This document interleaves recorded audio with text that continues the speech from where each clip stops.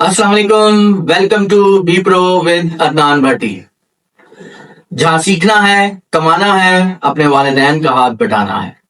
तो my dear student, आज का जो टॉपिक है वो है पेन टूल।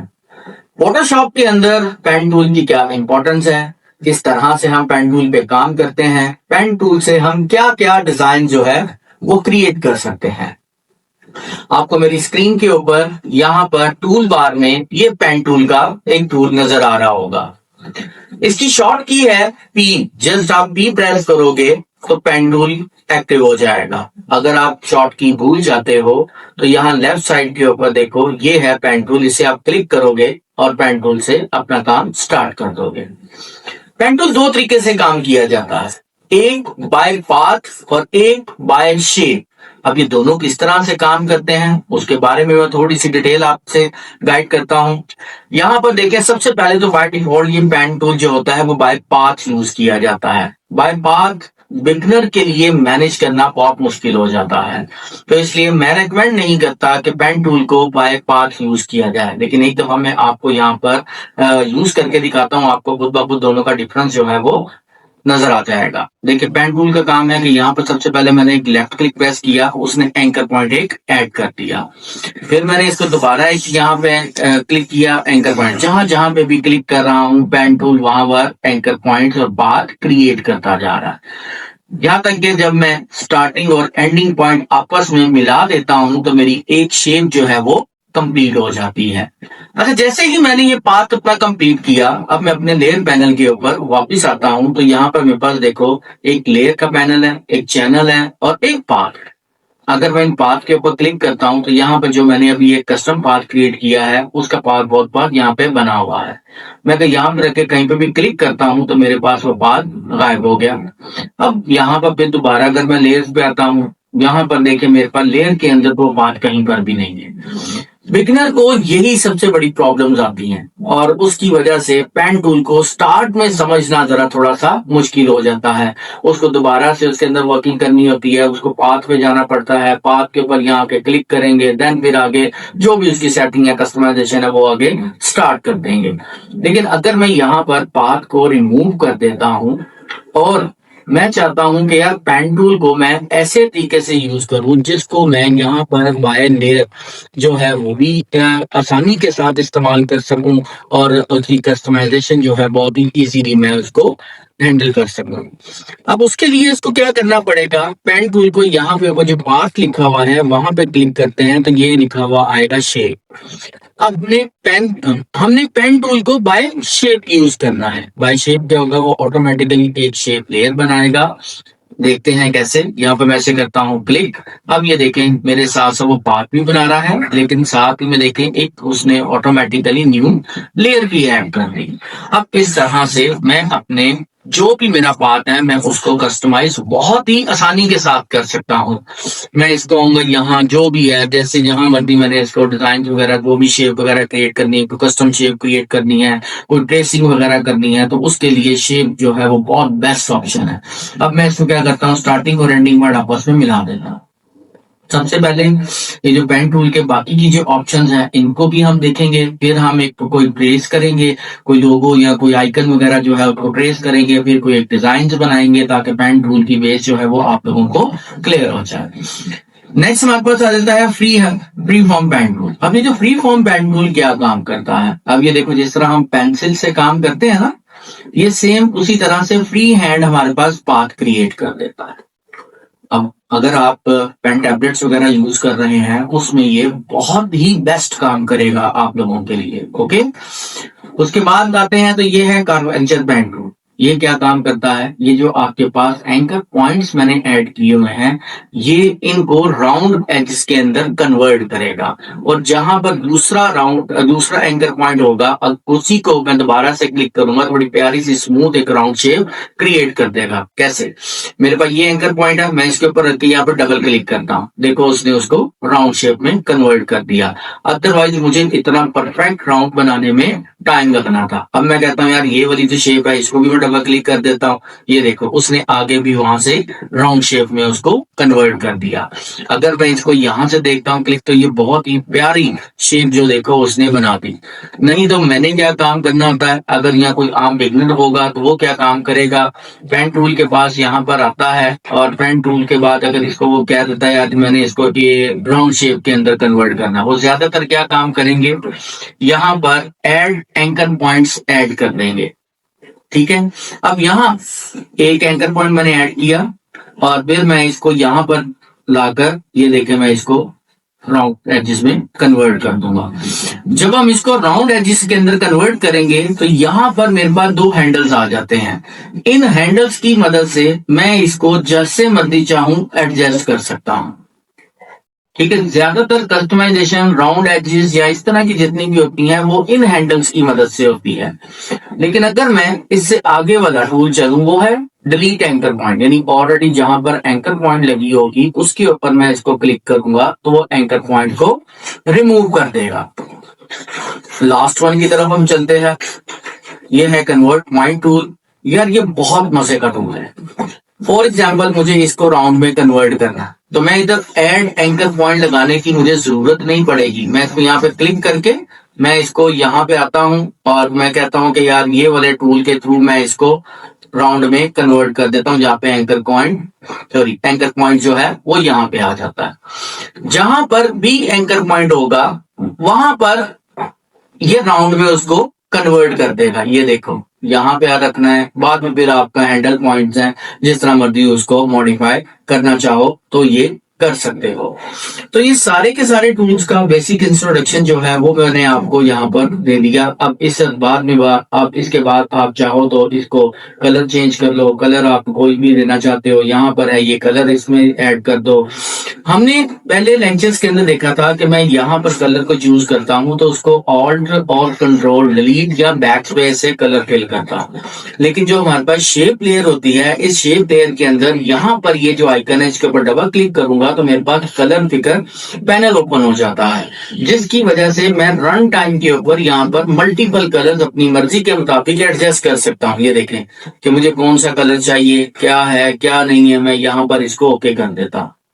अब मुझे इसकी स्ट्रोक अगर रखनी है तो ठीक है, नहीं है तो उस वक्त मैं इसकी प्रॉपर्टी में जाऊंगा और प्रॉपर्टी में जाकर मैं इसकी स्ट्रोक को भी नन कर दूंगा।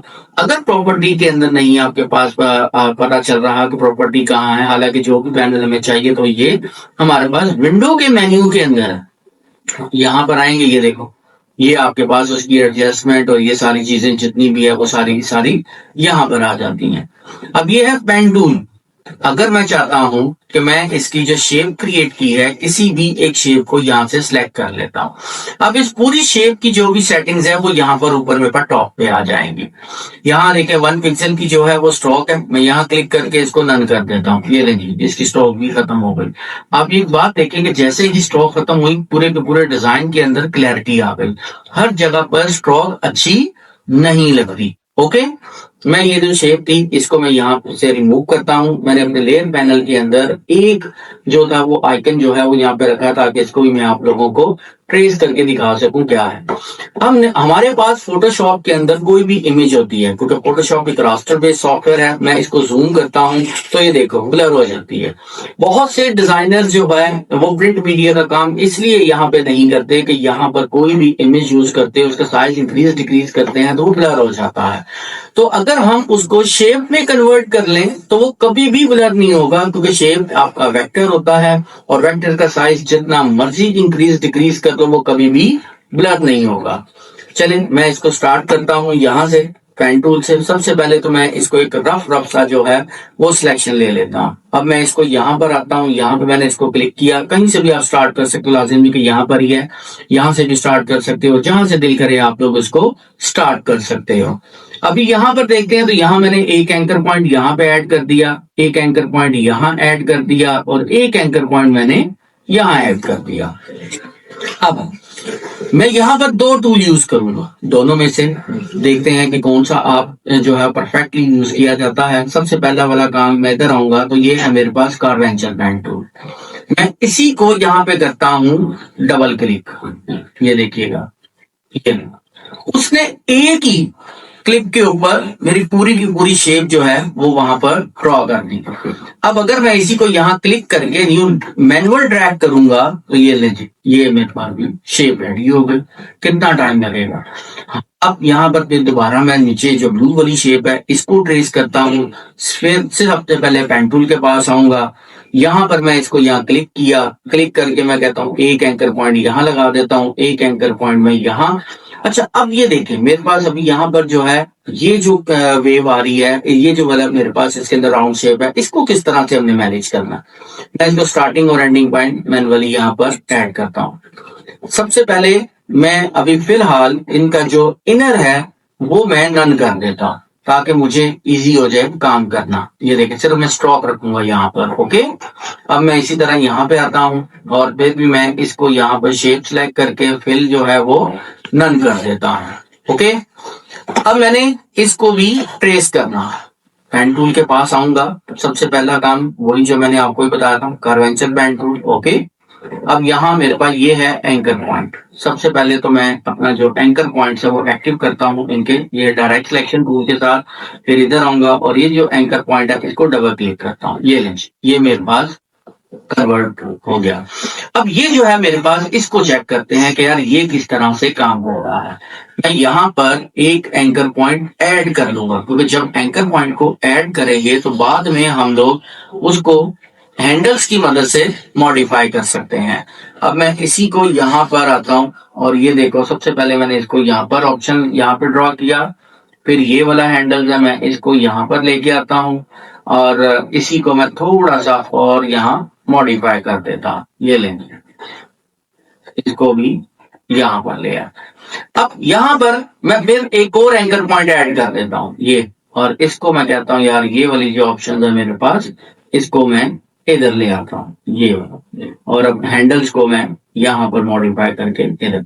समटाइम हमें एक एंकर पॉइंट ऐड करनी पड़ेगी, दो एंकर पॉइंट ऐड करनी पड़ेगी, तीन एंकर पॉइंट ऐड करनी पड़ेगी। तो इस तरह से हम लोग उसको स्मूथ जो है वो क्रिएट कर सकते हैं। अब मैं इसका कलर जो है, कलर में जो भी मेरे पास उसका इमेज की बेस के ऊपर कलर होगा, मैं वहां से कलर भी इसका फिल कर देता हूँ। मैं कहता हूँ ये वाला मेरे पास इसका कलर है। अब मुझे स्ट्रोक जो है इसकी नहीं चाहिए। ओके, अब मैं क्या करता हूँ, नेक्स्ट ये वाली शेप है, इस शेप के पास भी मैं कहता हूँ मेरे पास जो फिल कलर है वो मैं ये अपना ब्लू कलर ले लेता हूँ, तो स्ट्रोक जो है उसको नन कर देता हूँ। अब मैं इसको इमेज जो है उसको हाइड कर देता हूँ, तो ये ले मेरे पास पेप्सी का लोगो बिल्कुल रेडी हो गया।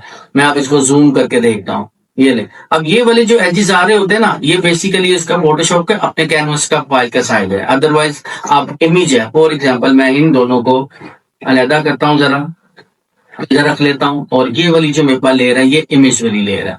मैं इसका साइज इंक्रीज डिक्रीज जो है वो करता हूँ। देखिएगा जैसे जैसे मैं इसका साइज इंक्रीज डिक्रीज करता जाऊंगा ये मजीद ब्लर होता जाएगा। लेकिन जो मैंने अभी शेप ड्रॉ की है इसका साइज एक दफा क्या 50 दफा क्या, जितनी दफा मर्जी मैं इसका साइज इंक्रीज डिक्रीज करूंगा ये कभी भी ब्लर नहीं होगा। तो ये तो थी ट्रेसिंग कि हमने पेन टूल से ट्रेसिंग जो है वो किस तरह से करनी है।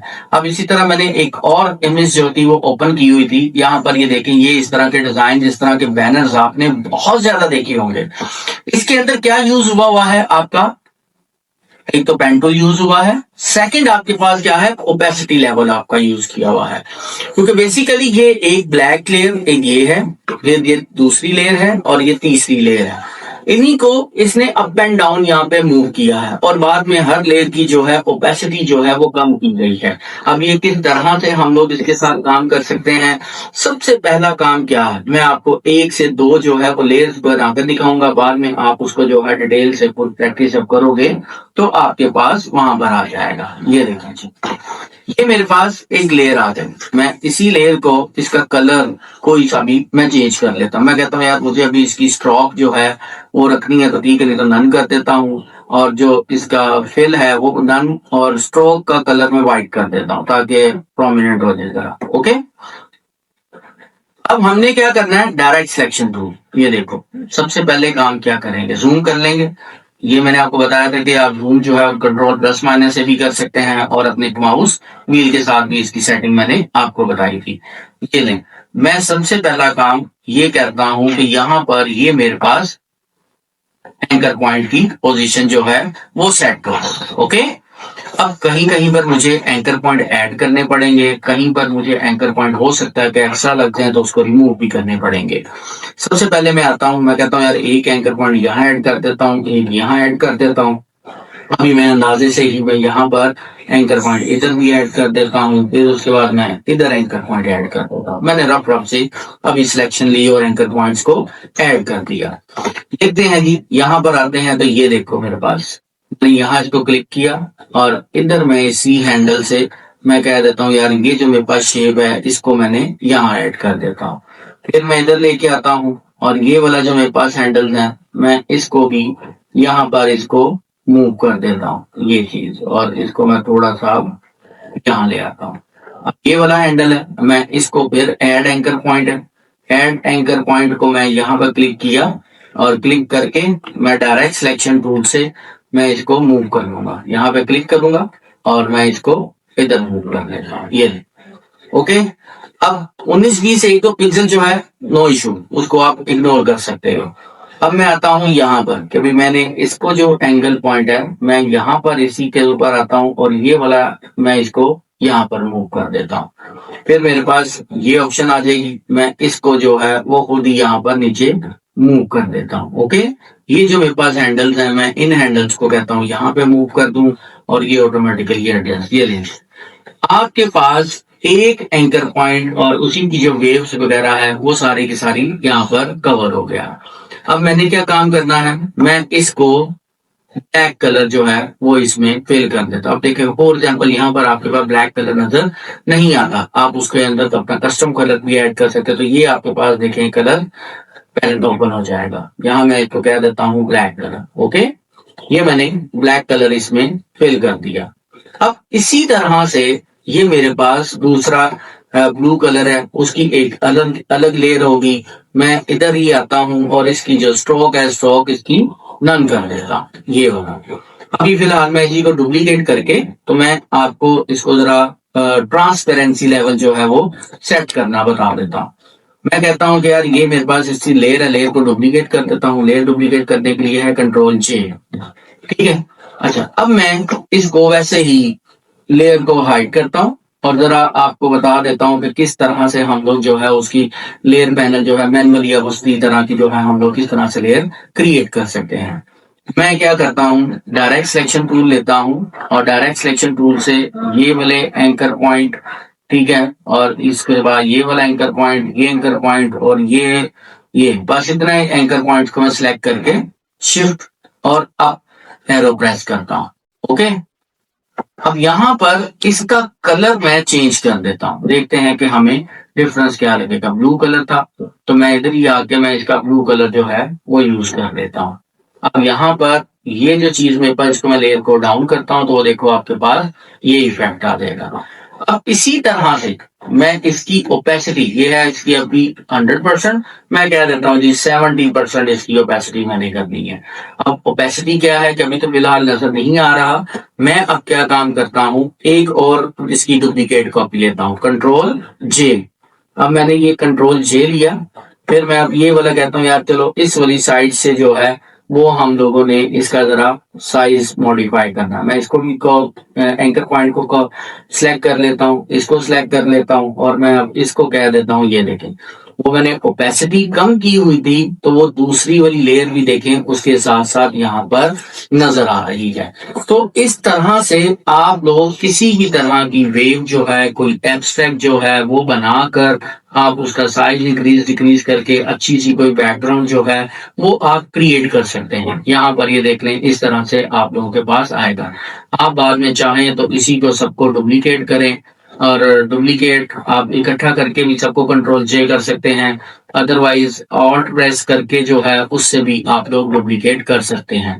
बाद में मैं इसको इस तरह से रोटेट करूं और यहाँ पर टॉप लेवल के ऊपर भी यहाँ पर हम लोग इसका साइज जो भी है वो इंक्रीज करके यहाँ पर भी एडजस्ट कर सकते हैं। ये तो इस तरह से कोई भी वेव्स जो होती हैं ये पेन टूल से हम लोग यहाँ पर क्रिएट कर सकते हैं। तो पेन टूल कोई भी कस्टम शेप बनाने के, पेन टूल कोई भी यहाँ पर डिजाइन्स को ट्रेस करने के, किसी भी तरह की शेप को ट्रेस करने के काम आता है। अब चाहे बाद में आप पेन टूल के अंदर क्लिपिंग मास्क कर रहे हैं, कोई ऐसी शेप या ऐसा डिजाइन, जैसे फॉर एग्जाम्पल आपके पास यहाँ पर एक ये आइकन है, ठीक है, पेप्सी का लोगो है। आप कहते हैं कि ये पेप्सी के लोगो के अंदर यहाँ पर कोई इमेज नजर आनी चाहिए, ठीक है। आप यहाँ पर आते हैं, मेरे पास शायद गैलरी के अंदर कोई एक पिक्चर ओपन हो तो हम उसमें से कोई सी भी इमेज यूज कर सकते हैं। यहाँ पर फॉर एग्जाम्पल ये वाली इमेज ही ले लेते हैं, फिलहाल आपको वैसे ही इमेज यूज करके दिखा देता हूँ। और यहाँ पर फॉन्ट्स के साथ भी हो जाता है और राइट क्लिक करके भी क्लिपिंग मास्क आ जाएगा। ये आपने जो पेप्सी था, पेप्सी के अंदर जो है वहां पर उसको लोगो। अब मैं कहता हूं कि यार यहाँ पर ये ना रेड कलर की टूल में आ रहा था, तो मैं इधर ही रेड कलर के बाद जब उसके अंदर रेड कलर भी शो करवाना है तो मैं इसकी ओपेसिटी जो है ये मैं इसकी ओपेसिटी कम कर दूंगा और हल्का सा वो देखिए वहां पर जो है वो कॉन्सेप्ट भी नजर आ जाएगा। तो आप एक इमेज इसमें भी यूज कर सकते हो, यहाँ पे भी यूज कर सकते हो, पेन टूल के साथ जैसे मर्जी चाहो आप इसकी ट्रेसिंग कर सकते हो। तो पेन टूल जो है वो ट्रेसिंग करने के, न्यू शेप क्रिएट करने के काम आता है। तो इसी तरह से आप लोग अपनी कोई भी फेसबुक की पोस्ट बनानी है, फ्लायर बनाना है, ब्रोशर बनाना है, बिलबोर्ड बनाना है, कुछ भी बनाना है, ये देखिए मैंने यहाँ पर जो है वो बैनर डिजाइन लिखे हुए थे, तो हर बैनर के अंदर देखिए एक पेन टूल और क्लिपिंग मास्क जो है वो आपके पास यूज किया जाएगा। मैं इधर सिंपल आके लिखता हूँ बैनर डिजाइन, थोड़े से मैं एग्जाम्पल्स आप लोगों के साथ शेयर कर देता हूँ। सॉरी, मेरा वो उर्दू लैंग्वेज जो है वो सिलेक्ट हुआ था। अब मैं इसे क्या काम करता हूँ, बैनर डिजाइन। अब ये देखें, आपके साथ बहुत से डिजाइन ओपन हो जाएंगे और यहाँ पर देखें हर डिजाइन के अंदर क्लिपिंग मास्क और पेन टूल यूज होगा। यहाँ पर देखें ये वाली एब्स्ट्रैक्ट जो है अभी हमने क्रिएट की, तकरीबन इसी तरह की थी। आप इसको जो है विद इन 5 to 10 मिनट जो है वो ट्रेस कर सकते हो। फिर इधर आते हो तो यहाँ पर देखो ये भी पेन टूल है, यहाँ पर भी आप उसको जो है वो ट्रेसिंग कर सकते हो। यहाँ पर देखिए बैनर बना हुआ है, फूड्स के रेलिवेंट बैनर है। इसमें क्या है, सिंपल आपका ये पेन टूल है, साथ में ग्रेडियंट अभी हम लोगों ने पढ़ा नहीं है, तो इंशाल्लाह ताला नेक्स्ट लेक्चर के अंदर मैं आप लोगों को ग्रेडियंट भी गाइड करूंगा। और फिर उसके बाद आप लोगों ने यहाँ पर ऐड कर दिया। लास्ट लेक्चर के अंदर मैंने आप लोगों को टेक्स्ट टूल भी यूज करना बताया था और एक फेसबुक की पोस्ट बनानी भी हम लोगों ने सीखी थी। तो सेम वही चीजें हैं आपकी टेक्स्ट, इमेज और इसकी अलाइनमेंट के अकॉर्डिंग। So keep watching be pro with Adnan Bhatti, जहाँ सीखना है, कमाना है, अपने वालिदैन का हाथ बढ़ाना है।